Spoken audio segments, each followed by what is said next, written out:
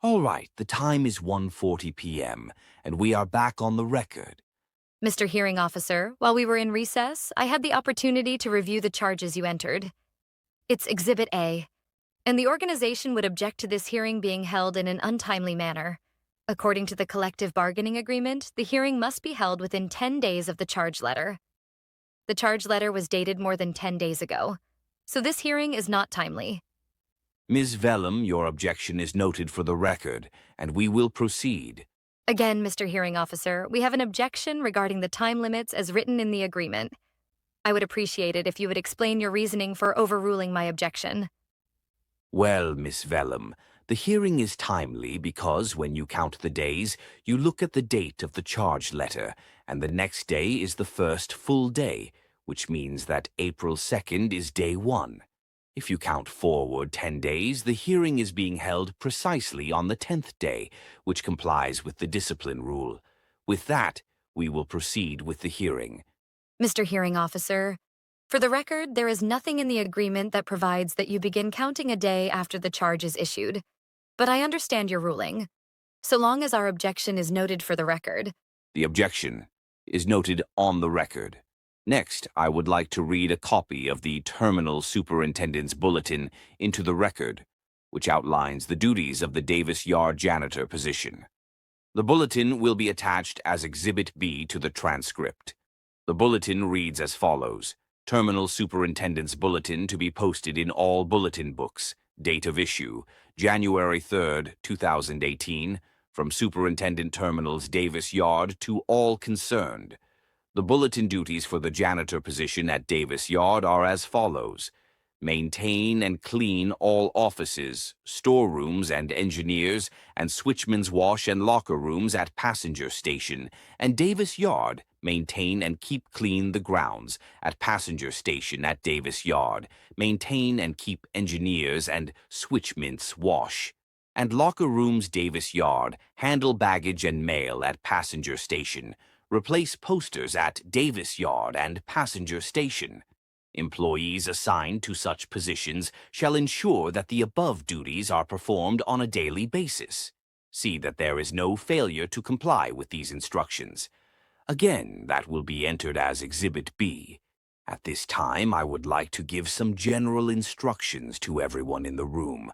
I must reiterate that this hearing is being conducted to ascertain Mr. Blanton's involvement in the charges under investigation, after which we can determine whether he has any culpability. In my capacity as the hearing officer, I'm responsible for maintaining an orderly proceeding in which all relevant facts will be allowed to develop relative to the incidents under investigation. As the hearing officer, I will be responsible for presenting the case in support of the charges. I will present evidence and question the witnesses first in that effort. Objection, Mr. Hearing Officer. The hearing officer's role, as the organization understands it, is to provide a fair and impartial investigation. Your comments just indicated that you would provide testimony and evidence on behalf of the company. Ms. Vellum, your objection is noted for the record.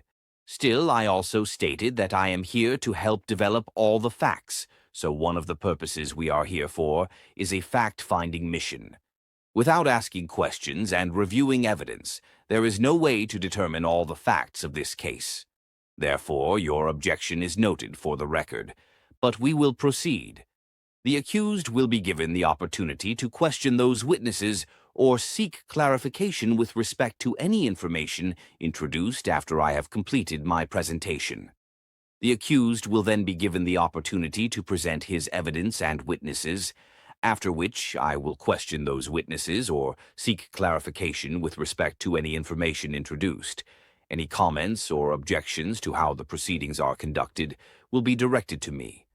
A transcript is being made, and Mr. Blanton will be provided with a copy. To maintain an orderly proceeding, I will ask everyone to speak one at a time. We should all display prudent conduct so that all the facts around Mr. Blanton's involvement are fully developed. The rules of evidence do not apply in this hearing.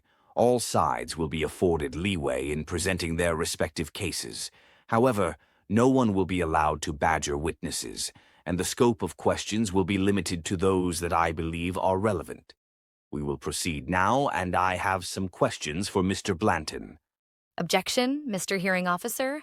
The organization would request that, in the interest of being fair, the witnesses be sequestered except for those who are providing testimony at the time.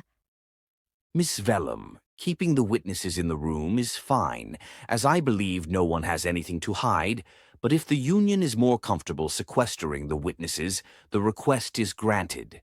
At this time, we'll take a short recess. Mr. Blanton, please stay. The other witnesses should remain in the area so that you can be called as needed. You are instructed not to discuss this case outside of this room and keep yourselves available for recall. Objection, Mr. Hearing Officer. This is a disciplined case where, as you know, the carrier has the burden of proof. It is appropriate for the carrier to ask questions of the charging officer to present their case first. Your instructions were that Mr. Blanton was going to be questioned first, and we object to that order. Very well, Miss Vellum. As I am both fair and unbiased, your objection is granted. I will instead call the superintendent to testify. The rest of you, please remain outside.